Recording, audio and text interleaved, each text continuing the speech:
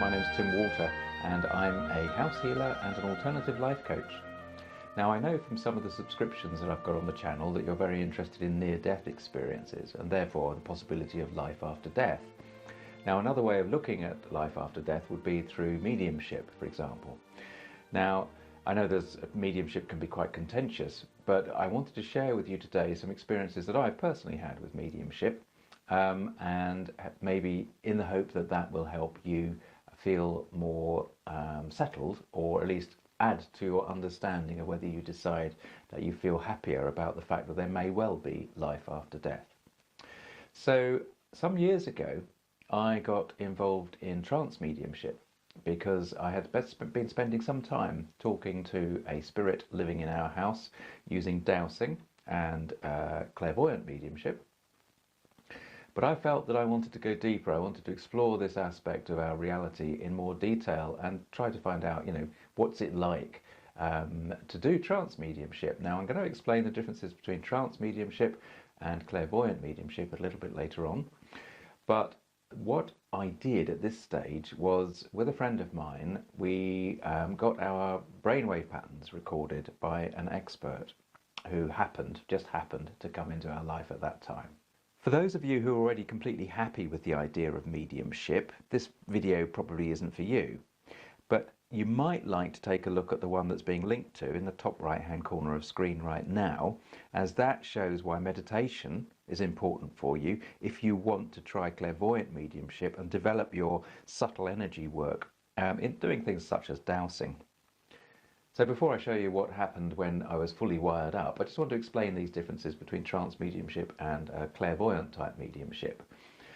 Clairvoyant type mediumship is the sort of thing we would go to if we were seeing a group performance. So a medium would be on the stage and giving messages to those in the audience. Or perhaps we'd go to a clairvoyant and do a one-to-one session with them.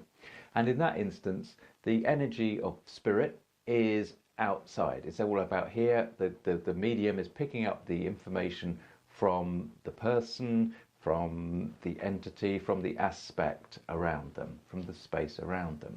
Okay? Sometimes they'll use something like tarot cards to tune in and get that information, but the main thing is it's out there. With trance mediumship, what the medium actually does is invite the energy of a specific person past, so somebody that's passed away. You invite the energy of that person to come into your space. So in other words, you become the host temporarily for that new energy, that new personality. I had become interested in learning trance mediumship as it seemed a good way for me to find out more about life after death. Now, I do have to stress that trance mediumship is not something that you just take on lightly. There's a very set process of learning that you have to go through, and it's a process of building your confidence and your safety in your relationship with your very specific spirit guide. So it's not something that kind of just happens overnight. So what I'm saying is, if you're interested in trying trance mediumship, then do look around for a teacher. There'll be plenty of experienced mediums out there who'll be willing to teach you trance mediumship, and you'll know in your heart if it feels right for you to do. But it's not something to take on lightly, because it's not easy. And also the other thing is, you wouldn't in real life be standing around in the middle of a busy street with your wallet in your hand asking everybody to come and find you. And in a way, so we don't do it in real life, and we don't do it with energy work. So the main thing is that with something like trance mediumship, you have to go through a process to keep you safe.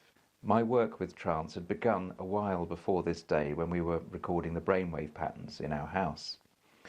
In the early days of working with it, I'd met my spirit guide, and I was used to feeling his presence near me. And then one day, we were out filming for a producer, and on this day we interviewed a fellow called Harry Oldfield. Now Harry Oldfield describes himself as a scientist and an inventor, and he's a really nice guy. And he's created a visual processing algorithm, which he uses on a computer to display images based upon a different set of criteria to the normal way visual images are processed. In other words, the final images look very, very different than ordinary photographs or videos. And what his system does is illustrate the way that light changes on a given subject by emphasizing these changes in light intensity, and sometimes he uses very striking color patterns to do that. On this particular day, I asked if I could sit and go into trance, just in case something could happen and be visible on camera. So what I'm going to show you is exactly that. And this is the very first time that my spirit guide actually spoke through me. Now, the problem is, of course, is that this experience is entirely subjective. It's quite a remarkable experience, but what I'm hoping is that you might be able to detect the changes. And in this particular footage that you're about to see, there is a voice talking off camera, and that's Harry Oldfield.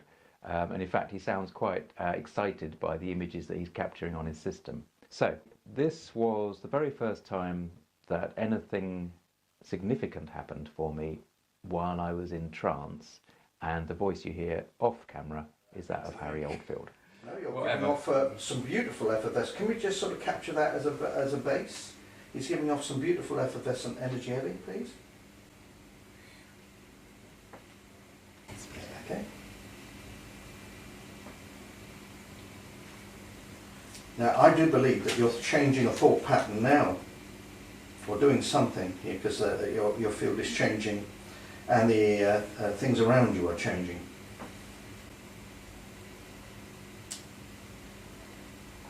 Now, definitely a change. You see that expansive energy around him, and it's a sort of like a vortex that's to his right. Okay.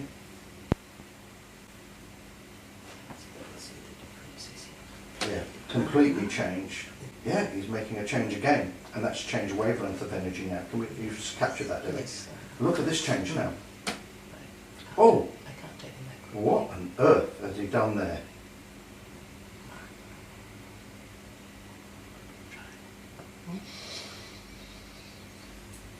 Whatever exercise or discipline Tim is there is more power in this child than he knows. This work. The whole environment's changed. This now. work is important, Harold. This child has not done this before. This is not Tim's energy anymore. It's somebody else's. This is Merlin. I am of the earth. I have been working with this child. We have done much.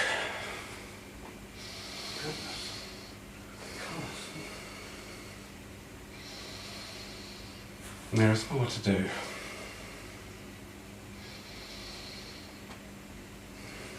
White light. Coming around. This is so much. I can't comment on what's going on here. It's quite profound. Quite profound. Quite startling. Quite startling. The energy now is starting to return to base level. A little bit, yeah, it's starting to. I'm just sort of quite excited. I'm sort of the camera's moving. It's very rare I see anything like this. Now, I hope in watching that clip you can see some change maybe in the way that my body posture was, or certainly in the way that I was talking, because clearly you can't feel what I was feeling at the time, which was actually an amazing amount of energy coming in from my right-hand side. He always approaches from the right-hand side. I get an awareness of him, first of all, and then he comes through very, very strongly and sits and settles literally within my energy frame, okay? And then in that particular instance you just saw, he left exactly the same way as he came in. And on that occasion, after that first instance where he'd spoken through me, I actually was shaking for about an hour afterwards, and sort of in a good way, but it was quite an extraordinary experience. So whatever happened physiologically, it was quite an impact the very first time, and it changes thereafter. So I spent some years working with my spirit guide and working with him in trance, and the footage that I'm now going to show you, which is with the computer system wiring up my brain, was sometime after that first experience. On this day, the test was done by Paul Gerry, who is an advanced clinical physiologist at the Royal Devon and Exeter Hospital here in the UK. For over 30 years, he's been responsible for testing patients' brain function using various professional clinical EEG equipment in the hospital in which he works. I'm hoping again that you'll see some differences in the way that my body posture is and how I'm saying things, because that's the giveaway really of when spirit actually comes through. I would like you all just to focus and be quiet and still in your own selves. I am Merlin. The channel is not used to performing in front of an audience, as you know. So we would take 2 minutes to focus. I always have a trouble connecting when the channel is stressed.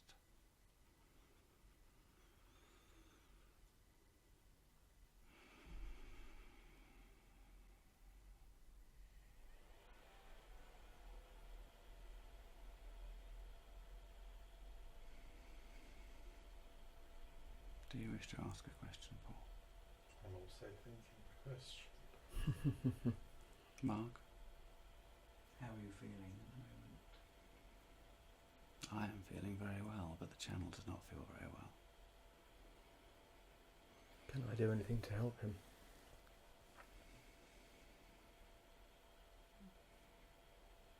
No. The significance of this occasion is yet to be revealed. It is not a momentous event. It is simply a progressive step. Do not be disappointed by the seeming lack of drama or impact. It is not an impactful occasion. It is simply a step, as I have said.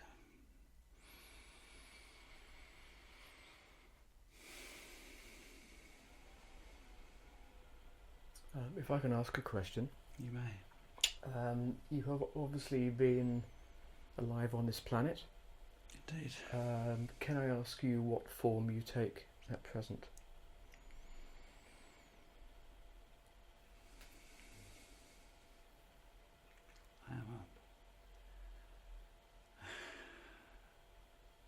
I fight with the channel to answer that question. Partly because you ask it out of cheekiness. No disrespect meant. I understand. It is not an issue.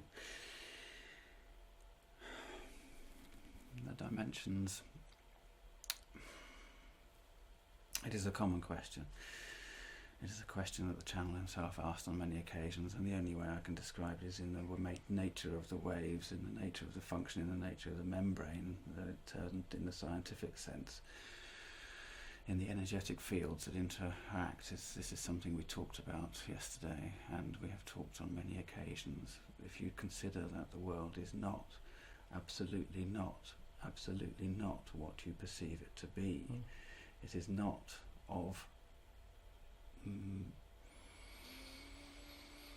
it is a projection as the... Sorry. I will have to speak quicker in order to maintain any kind of connection, and I will have to remain closed to the outside external stimulus. But in order to try to answer your question, the form that I take is any form I wish to take, Adrian. I am not limited by the limitations of the material world, and therefore it is not a question of what form I take, it is a question of where. Okay.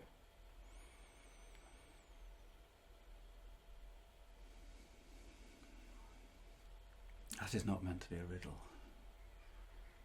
It is a matter of fact that when you leave the 3 dimensions plus time, existence is a completely different affair. And for me to say that I am a being in any form that you would understand and recognize would be a misleading statement. And you must also recognize that we are limited by the vocabulary.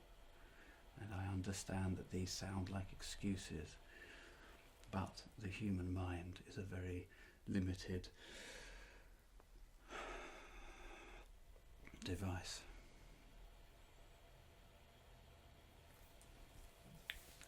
Adrian, do you have your dowsing pendulum? I do.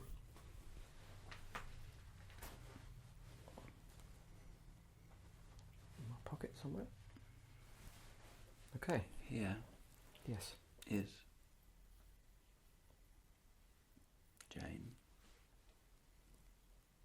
Would you confirm that Jane is present? Yes, she is. Yeah, Jane is the spirit of the place, and she was here when Tim first moved in. Tim became very aware of her very quickly.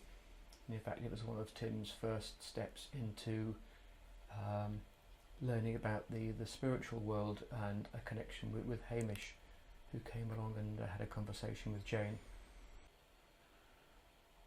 Would you wish that Jane and the others be withdrawn? I'm happy with them staying. So the others are fine. What do we do, Tim? Walk forwards? If you wish.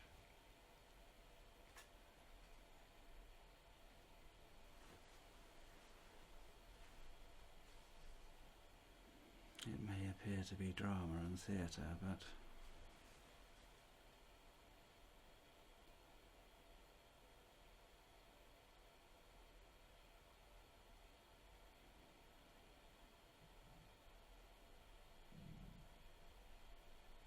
A little cooler.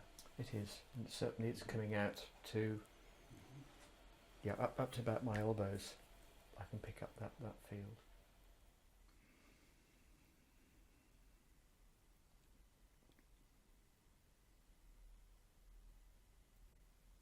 she is withdrawing.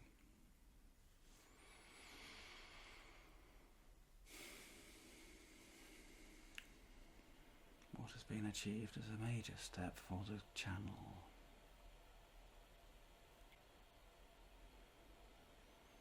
It has been a pleasure, but I think I will withdraw.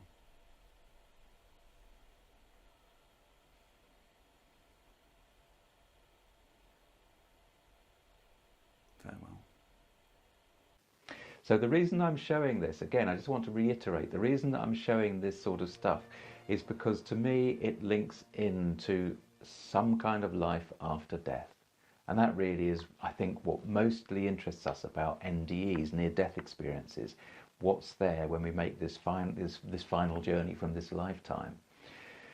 So I'm hoping that showing these has helped add, it won't of course have persuaded you that there's a life after death, but hopefully it's added to your kind of ability to think about what might be there for you, for us all, when we pass over at the end. Personally, I have found things like this sort of experience, doing this with trance, working with a spirit guide, and working with the subtle aspects of all around us, to be very well, life-affirming is what I was going to say, but very supportive. The other thing about this, working with spirit and your spirit guide in this way, is that there is a tremendous amount of love and information that comes through for specific people when it needs to. It's not like walking down the street with your best mate and having a chat. There are times where spirit makes it very clear that they're in charge. There are other times when spirit is very chilled and relaxed. They have the bigger picture. They are part of the management, as my dear old mentor Hamish Miller always called them. And they are to be treated with respect. They are our teachers. They can be used, asked, questioned of as our teachers. And that is really, really important, because your relationship to your spirit guide changes over the years. It is not consistent, and sometimes when they go very, very far away and you wonder, where are they? Are they coming back? Well, yes, they do come back. But there's a reason why they drift away, and there's also a reason why we are here as individual energy bodies, as human beings. And that's for us to learn things as human beings. And one of the things that I've learned over these years is that human beings are far more than we think they are.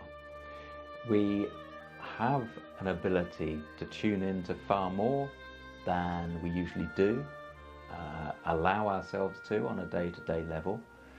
And in tuning into these aspects, we can see our lives very much more from that sort of Shakespearean perspective, where he said all the world's a stage.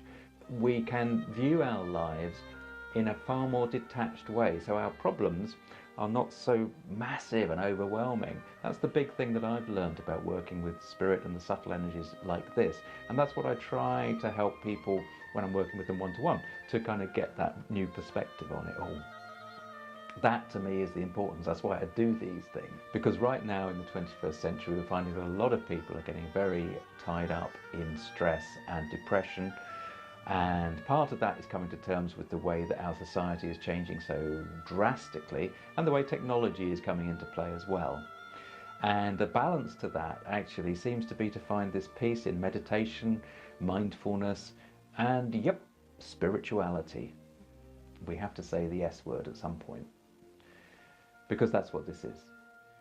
And when we see that, when we connect to that spirituality, we connect to our whole selves, the bigger picture, and that's what enables us to get a reframing process going on in our lives. So I hope you found those few clips helpful.